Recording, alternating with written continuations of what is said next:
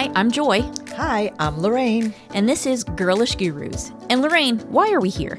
We're here to talk about mid-lifestyle topics for women who are 45 and older to help you live your best, healthiest, and most fulfilled life. We're also going to have lots of fun along the way. So let's get started.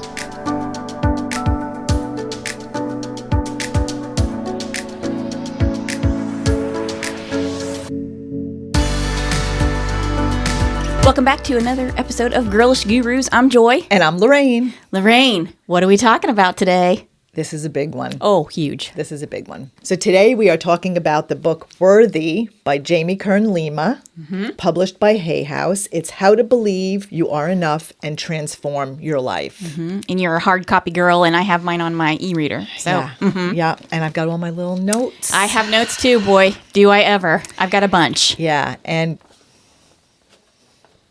Oh yeah. tissues. We're prepared.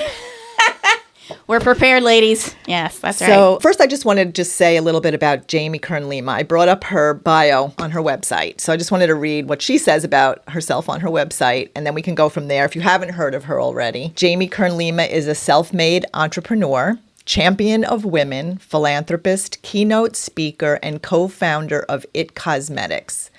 It was a company she started in her living room and sold to L'Oreal for $1.2 billion. That's billion with a B. Billion with a B. Dollars. Yes. Becoming the first female CEO in L'Oreal's 100-plus year history. She's on the Forbes richest self-made women's list and is an active investor in more than 15 companies. It goes on to say that she started her journey with It Cosmetics from her living room, not paying herself for the first 3 years, hearing countless no's from retailers and investors, all while working 100-plus hour weeks to keep her dream alive. Her passion for her mission, unremitting perseverance, hard work, and belief led to her turning every no into an eventual yes, presenting and selling her products in more than 1,000 live QVC shows, and eventually building the largest beauty brand in their history. Amazing. Yeah. So I saw the book come up, it was in my feed, and I know that she also wrote, her first book was called Believe It. Believe Yes. It. Yeah. And she's a New York Times bestselling author. I think Worthy has been on the New York Times bestselling list for, at this point, I think like 13 weeks, like a long time. Yeah. And it continues to be. And so many people are sharing it. I watched the event that she had when it first launched with Tony Robbins was on it, Oprah, and so many other people. And just talking about how most of us don't even know really what that means, feeling worthy. And we kind of confuse it with self-confidence. So I thought I'd start with, she gives a little description of the difference between the two. So I thought maybe we'd start there, because a lot of people think, I feel worthy, and not realizing, I didn't even realize actually until I got into the book, like what that really means. Right. And maybe I wasn't feeling that way for a Never. good portion of my life. I still have trouble with it right now. Yeah. Yeah. So, And I'm 52. I'll be 52 shortly. and I just turned 66. Woo, Route 66, Lorraine.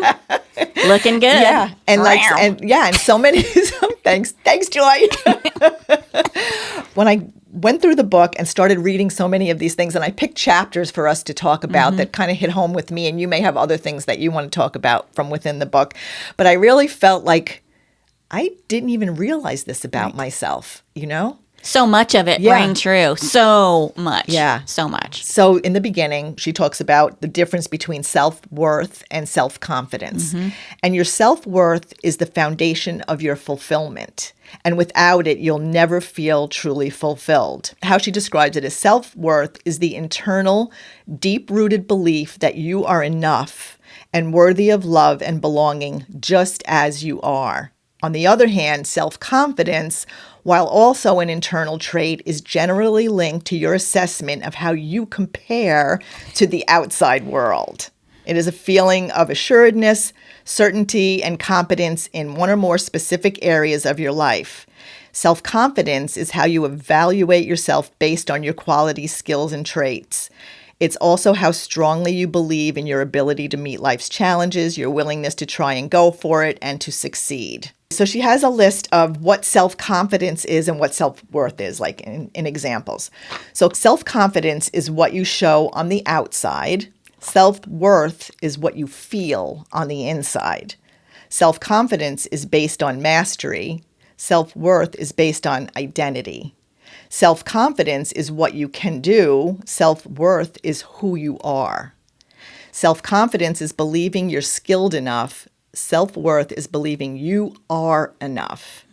Self-confidence fluctuates based on your environment. Self-worth is stable through every environment. Self-confidence is fragile. Self-worth is foundational. Self-confidence is the belief in your abilities as a person. Self-worth is the belief in your value as a person. Self-confidence is, I'm striving to earn love. Self-worth is knowing I am love. Self-confidence gives you drive. Self-worth gives you peace. Self-confidence is optional. Self-worth is essential. Self-confidence eventually surrenders. Self-worth ultimately prevails. Self-worth is your foundation. Self-confidence is the house you build on top of it. Your house will only ever be as secure as the foundation it's built upon. It just gave me chills. I know. It just really gave me chills. We could just stop right there and that would be enough. Right. Really. That just really says it all. It does. And I love her book because each chapter goes into a different thing, like the way self-worth affects you in different aspects of your life. And the first one that I picked was from chapter 2 in her book. And it's when you change your relationship with rejection and failure, you change your entire life. How has the fear of rejection and failure impacted your life in all areas so far? Are there areas you've played small or held back as a result? So I figured we would discuss that as we go forward here. And I know it's going to be, And within this chapter, there was a section that was highlighted that I wanted to read. And then we can discuss like our own fear of rejection. And so she writes, fear of rejection and fear of failure are two of the biggest reasons people hold back from taking a chance. They stay stuck, never share their ideas, talk themselves out of pursuing their dreams, and never reveal who they truly are and how they truly feel. And what do you think about that? Has that affected your life in any way? Yes. Yes. Still to this day. Yeah. Yes. We've never discussed this before, but I didn't go to college. You graduated from law school, right? I went on later to become a health coach through the Institute for Integrative Nutrition. But for the longest time, I felt, and I don't know that anybody actually made me feel that way, but I think society in general at the time made me feel like that I wasn't enough because I didn't get that education. I chose instead to go into the family business, which was real estate at the time. And for many years, I think I felt like I just wasn't enough. I didn't have the education, so I shouldn't pursue anything, even though I know I'm a very intelligent person. Yes. And I've done well. And a great writer. Yes. A great health coach. Thank you. Yes. Thank you. But for the longest time, I did have that feeling, and I felt, maybe I felt unworthy because I didn't have that education. And I don't even know what it was that led me to believe that. I mean, maybe comments were made. Do you know what I'm saying? Yes. Yeah, kind of. I do. Yeah. And you told your children. Yeah. Get an education. Yeah. So all three of them. Yeah. Smart. Masters, educated. Yeah. Yep. And so I wanted to stop the generational. You perpetuating that, not intentionally, but hey, education is the be all end all. Right. Yeah. And now I've come to believe and also to realize that maybe that's not exactly so, right? Because there's so many people that go into different trades and different fields that don't necessarily need that university. I always say it doesn't hurt to have it, but it shouldn't make anyone feel less than. So I guess that's where my rejection kind of feeling came. And I think I put it on myself, and I don't feel that way any longer. I'm very comfortable in my skin. I'm very comfortable where I am. Maybe I'm still working on the worthiness, but me too. Yeah. And I will say, as a counterpoint to your feelings about education, etc., I probably should not have gone to law school because all I ever wanted to do was be a creative writer. And everyone told me, you're not good enough, you can't do it. So went to law school instead. Now, if I had to do it over again, would I do it over again? I don't know. It was a very hard degree for me to pursue because I'm a nonlinear thinker. So I had to really hammer myself into that mold. And I didn't do as well probably as I could have if I had done it later on in life, just because I was a kid when I did it. And I felt like I had no choice. I had to go into a profession because I had no other option. And my first choice of being a creative writer couldn't do it. Somebody squashed your dreams. Yeah, and she writes a lot about that in here. The effect that other people, right, external influences have on our life and that we listen to them. I didn't put it in the notes for today as far as discussing what she says. You're not crazy, you're first. Right? And like, right. Yes. And like, and the example she gives is the guy that invented the pet rock. Like, imagine coming home to your parents and saying, "Oh, I invented this thing, this pet rock, and it's going to be big." It's going to be big. And look what happened, right? Yes, he might have sounded crazy, but he was first, right? And made a fortune off of the pet rock. Right. I'm just saying. Right. So within this chapter, she goes on to talk about the 4 R's to transcending rejection. But before we go there, did you want to add anything else? Anything that you may have experienced in your life as far as rejection? Ooh, rejection. Ooh, where to start? Oh, that's going to take a while, Lorraine. I don't know. This podcast episode's going to be long enough for me. Okay. So every time I ever went for some creative endeavor, like I first started to write a blog many years ago, and a person who was working with me on the website and said, no, this is not going to work. It's not going to work for the search engine. It's not going to work. So I gave up. Right. I know. So many times that we do listen to those voices, right? Especially people, especially loved ones. Oh. Right. Well, where do I start there? Yeah. My parents from a very young age, you better get an education. And I watched them struggle financially. You better get an education because that's all you're ever going to have. Yeah. And it's a shame we don't teach our children this from a very young age. Yeah. Unfortunately, we make a lot of mistakes. We try. We pay lip service to it. Yeah. But what we're doing is instead teaching them your success and your capacity for being loved is tied directly to how much you achieve. Right. Right. Yeah. And that's a good point. That's something that she talks about throughout the book, how we mistake what love is and acceptance is for the wrong things, basically. Right. And so she talks about the process, the 4 R's to transcending rejection. And the first is reveal. Identify your current default definitions you give to rejection failure when it happens, or the ones you use to talk yourself out of even trying. These are often disempowering and happen automatically without intention. So we tell ourselves different things, right? I guess to protect ourselves. Well, sure. Yeah. Yeah. All of this comes from an inherent fear. It comes from our caveman brain, right? Yeah. We've got to have protection and peace, and we want to belong to a community, you know? Yeah. So the first step is to reveal what that is for you.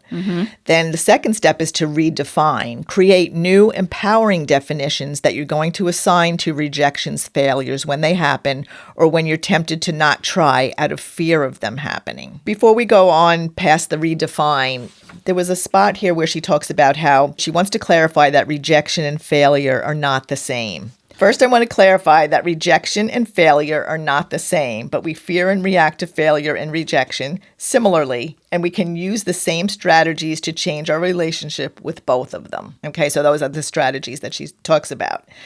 Everything in life simply carries the meaning we attach to it. That meaning creates the emotions we feel around it, and the emotions we feel then create our life experience. When you change the meaning that you assign to something and truly believe that meaning, everything shifts. Disappointment becomes divine trust, self-loathing becomes gratitude, rejection becomes resiliency, and self-worth solidifies. That's the trick, isn't it? Yeah. Isn't it Eleanor Roosevelt who said, "No one can make you feel inferior without your consent"? And that is inherently the kernel of the truth here. Yeah. Whether or not you can be introspective enough to change that relationship. Yeah. Ooh. And Jamie's given us the steps here to do it. Reveal was the first one. Redefine, right? We want to create new empowering definitions. And the third one is revisit and reframe. So revisit and reframe rejections of the past. Assign new meanings to these past rejections and failures that still feel significant in your life. Revel in rejections ahead. They no longer faze you. Think, dear rejection, you might be big, but my resiliency is bigger. And I feel that. I do feel that now. Yeah. I feel like I have taken so many steps in the last decade, I guess. The kids were out of the house. I felt like I was searching for something. And again, I think that came from a feeling of maybe not feeling worthy at Right. the time. And taking steps to really contribute to the world. And we'll talk a little bit about that in another chapter, but like to be a part of something bigger, I Right. guess. I want to live my passions and my pursuits. And I see so many people around me, I'm not going to name any names, but I see people around me that are playing small, where they really don't have to. And I think part of that is self-worth and part of it is self-confidence. And I think if we each can reach deep inside and realize that we have so much to contribute to this world, not just ourselves, that maybe that will encourage us to really, I get emotional, that will encourage us to find our purpose. Right. Again, itchy go, itchy A. Right. Exactly. Yeah. And what's so poignant and perfect about this book and this topic is that our demographic is women who are over 45 and they are coming into their second act or already well into it, right? And still we struggle with worthiness. This is such a powerful topic to remind all of our magical ladies, right? That, oh, you're still very much worthy. You always have been. You always will be. And now is the time where you need to bring what you have out into the world and let the world see and experience it because it's valuable. And you're worthy. Each of us is worthy. Yes. Each of us has so much to contribute in our own way. And like she said, you're not crazy. You're just first. That's right. That's right. Yes. That's right. Okay, so she asked this question in the book. When someone rejects you, or you put yourself out there and it doesn't go your way, or you try and fail, or you never try at all out of fear of rejection or failure, what is the first thing you think? Imagine this scenario and really feel it. Then notice what's the first thought that goes through your head when you're rejected or fail at something, perhaps without you even being aware of it. Get really, really honest here. It's just you and me. So she writes that to you in the book. And I know we've just discussed all of that, right? But I want the listeners out there to take that question and place themselves in that. And what is it that is keeping you from your pursuits? What is it that's holding you back? What are you feeling? Are you afraid to fail? And I know that it's very interesting. So for a lot of people, the fear of success is even out there because what does that mean? And at the other end of that is, well, maybe like, for instance, like I'm writing a book, right? And I really want to sell that book. But sometimes there is a fear of success because, oh, well, if it's successful, then I have to do this, this, and this. I'm going to have to go, and this is a big one for me that I'm terrified of, public speaking, right? All the things that you have to do if it is successful. And sometimes there's a fear in that for people of what happens if you have success. Right. So, and those fears stem from lack of self-confidence or lack of self-worth. So we have to build on those. My first great big public rejection was when I ran for public office in 2008. And I got like 35% of the vote, but I still didn't win. And that was hugely disappointing. But there was a part of me that felt like, okay, I half expected it, and that's okay.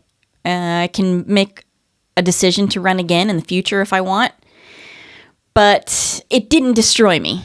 And for a while, I was a little heartsick over it, but I thought, okay, I survived it, and I went on to do more fun, interesting, and good things. And so that was a lesson for me that, okay, you can fail in a very big way, and still go on to do good things.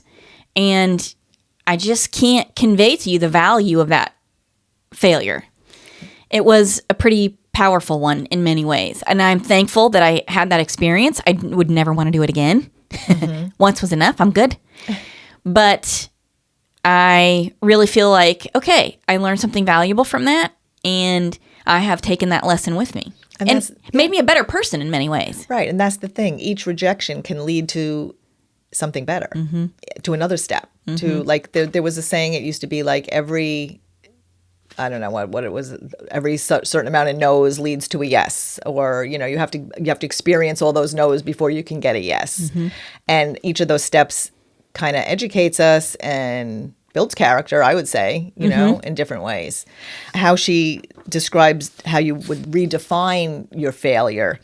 Assigning a new meaning to rejection and failure is one thing that changes everything. You have the ability to decide that rejection and failure don't have to cause you pain. When you assign a new meaning to those experiences and you believe it, the fear goes away. Yeah.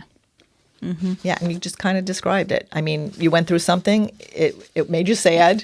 That which does not kill you makes you stronger. Yeah. Well, and this I love. So these are 3 things that she talks about with rejection. And I love the second one especially.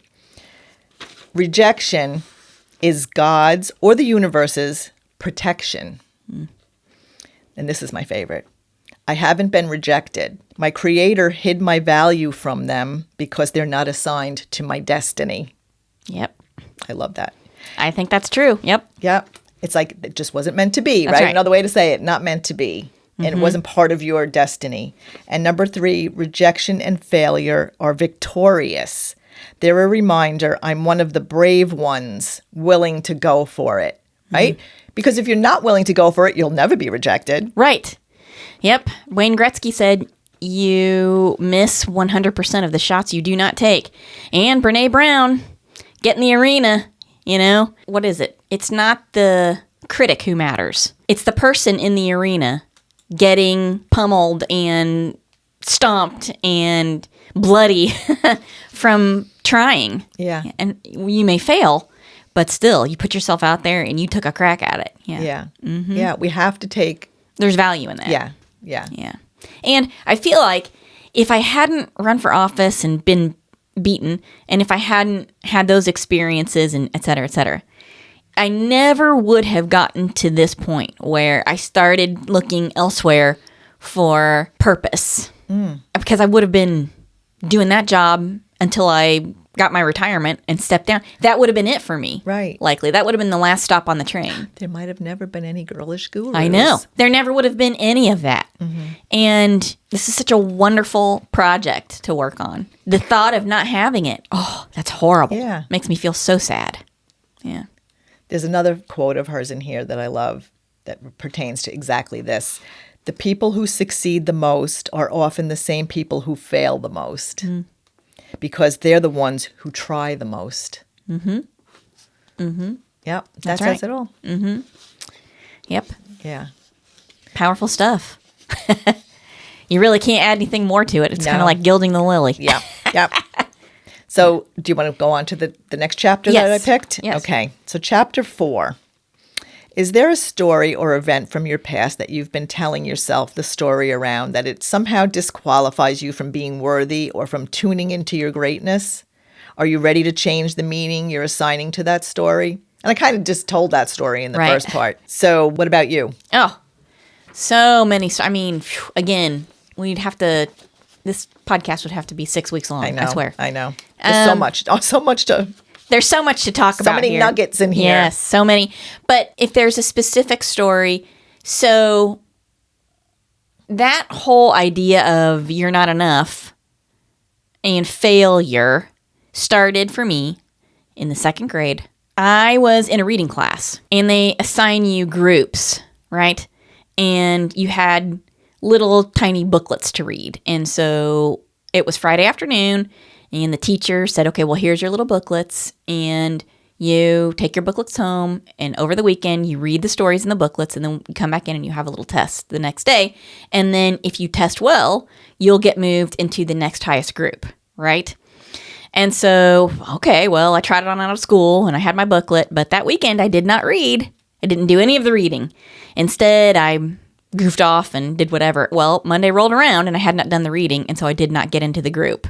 The next highest level group. And I was devastated and traumatized. I was just so upset. And she said, well, you didn't do the work, so you don't get to be in that group. And that was my first big failure that has stuck with me. I was 6 or 7. And so it stuck with me my whole life.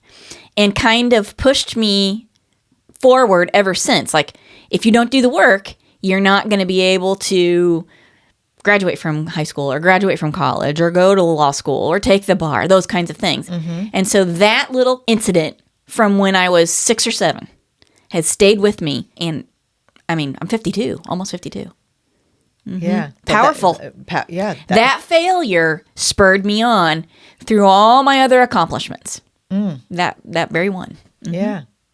And there's so many that, I mean, when you stop and think about it throughout our lives, that little things that have happened like that. But that one was powerful for you. Very powerful. That was a lesson learned. Lesson learned. Big lesson. Yeah. And so in chapter 4, she begins this chapter with, we all have greatness inside of us. And then in the next part of that chapter, there are so many reasons why we doubt our own greatness. Because you were never in the right reading group when you were in the 2nd grade, and I was chasing it my whole life since, right? Right. Yes. Yeah, some taught to us and some we invent. And many people live their entire lives talking themselves out of their own truth, never becoming the person they were born to be. Yes. It's never too late to turn this around. Yay, women over 45, that's you. Yep. In the book, she writes that she learned that where you come from doesn't have to determine where you're going, and that your past can only hold you back if you live there. Yes, that's true. That's true. Because in my mind, I always felt like, okay, I'm just not good enough. I have to be able to perform this task or do this thing, because me showing up just as me, that's not going to be enough. I have to bring my value as a lawyer or whatever to the table before I'm going to be accorded recognition as a person. Yeah. We will never attract or keep more in our life or in our relationships than what we believe we're worthy of. It's true. And we must stop asking people, this is a Glennon Doyle quote, we must stop asking people for directions to places they've never been. I love that one. Oh, boy, that's a whole other topic in and of itself. Yeah. So sometimes we'll look for external ways to better ourselves, maybe to feel worthy, but really we need to look from within and like, what are your passions? What are your dreams? And what's holding you back from really pursuing them? And don't let other people stop you. Oh, yes, that's easier said than done, though. I know. It truly is. Although I can tell you, as a postmenopausal woman, with that menopausal zest, we no longer give an F. Oh, no, that's true. That's a big part of it. It is. That's a big part of it. It is. Yeah. It's like, yep, don't get in my way. That's right. That's right. And we become what we believe. That's another one. Our past, even the parts we're embarrassed by or ashamed of, truly helps us become the person we're destined to become, with the unique skill sets we only develop because of what we went through. Oof. Okay. She does, in a way, talk about shame. And that is a huge factor for many, many people. It's something I have personal experience with. Shame can really affect your worthiness in a big way. Yeah. And I would be interested to see a conversation between her and Brene Brown on the subject of shame. I don't know. Maybe I've missed it. Maybe they've done it already and I haven't seen it. We'll have to Google. Yes. But I would love to see that. Yeah. External validation feels good, but doesn't fill your soul. That is true. And that's where we were talking about before, like where you feel that that's love. Like when you get that external validation, you're feeling like that's love. Right. And we need to love ourselves first and not depend on that validation from other people. We need to really feel good about us and know that we're worthy. Yes. I mean, we are each born worthy. Right. Just by virtue of being present. Yeah. Yes. And like she said, we each have greatness in us. And we need to be willing to share that with the world or find ways to share that with the world. And I hope whoever's out there listening, if you've been holding back and playing small, or I know for a lot of women, we play small to protect other people. Right. And so, or to allow others to shine. Exactly. You need to let your light shine. Right. You need to be the light. which can only lift all women up or all people up.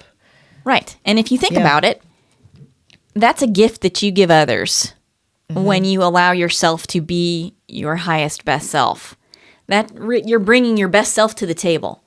And that's when, we've talked about this before, that's when you really benefit the people around you because you show them how to do it, for one thing.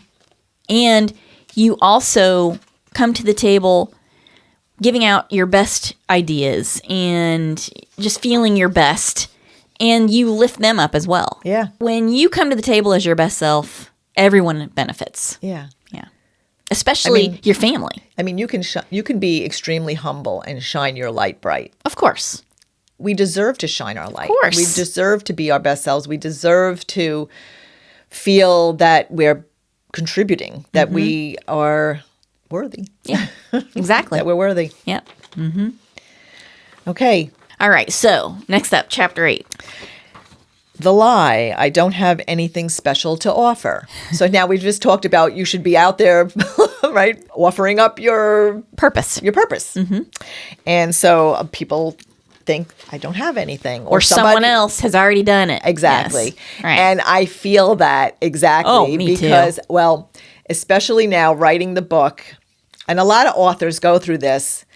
Oh, I don't want to write that, but somebody already wrote that book, right? There's only so many topics. There's only so many things out in the world that eventually somebody's going to have written it, right? Right. But they haven't written it from your perspective and they're not you and they didn't have your experiences. So I've realized that after changing things a lot, many, many times. Well, let me find something else. Somebody already wrote that. Well, the thing is, especially when you're writing like a nonfiction book, if there's an audience for that particular subject, people need that help and they possibly need it from different perspectives. So your perspective is different than someone else's. We each have our own gifts, our own experiences to be able to share. Right. So even if somebody else already did it, they didn't do it like you can do it. No. And I'm writing a book right now about my dad. And I know there are other books like this out there. There are other stories like this out there.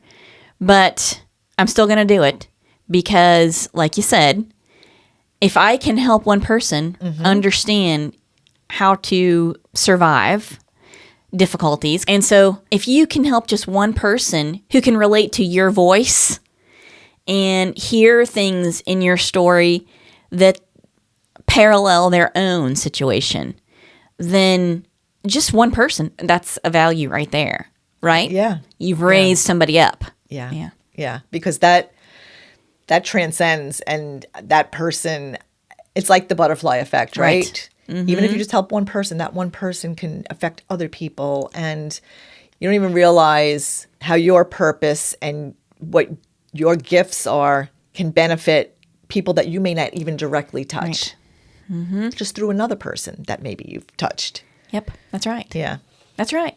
It's exponential. Yeah. And so I say, if you feel the need to do it, then go for it. If your gut's telling you something, you got to go with the gut. Go with the gut. I agree. And she did write in the beginning of this chapter, all the good ideas are taken. Why should I bother to pursue mine? Somebody's probably done it already, right? These are the lies we tell ourselves. Why would he be interested in me? There's nothing about me that's particularly special. There are so many others way more attractive with less emotional baggage than me. I'm not pursuing my dreams because other people can do them better than me.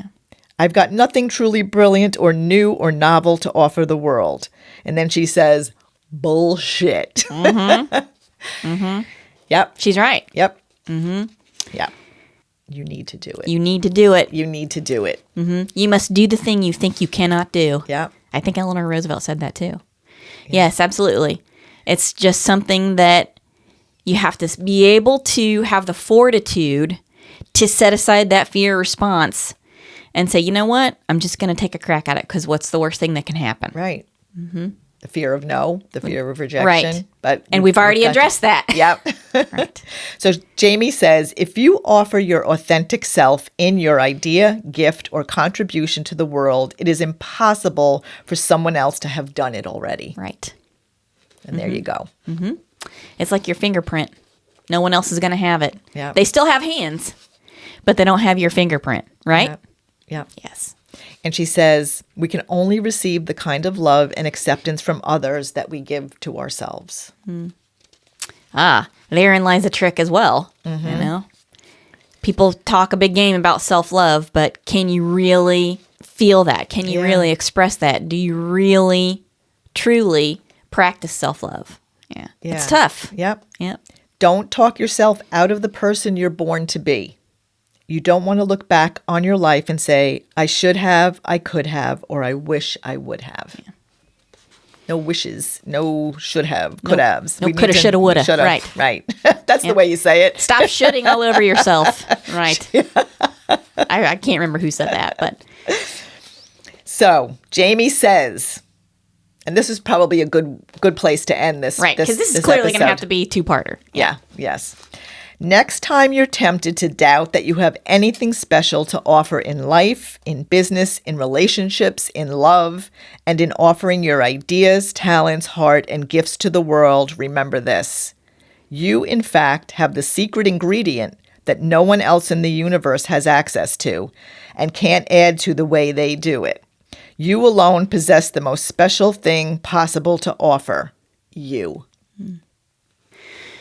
I love it. There's so much more to say. Yep. Yep. And we've got more, so stay tuned for part 2. And in the meantime, get your copy. Yes. You need to get your copy because it is such a great read. She also there's a website within the book where you can go and get other resources, like free resources from her.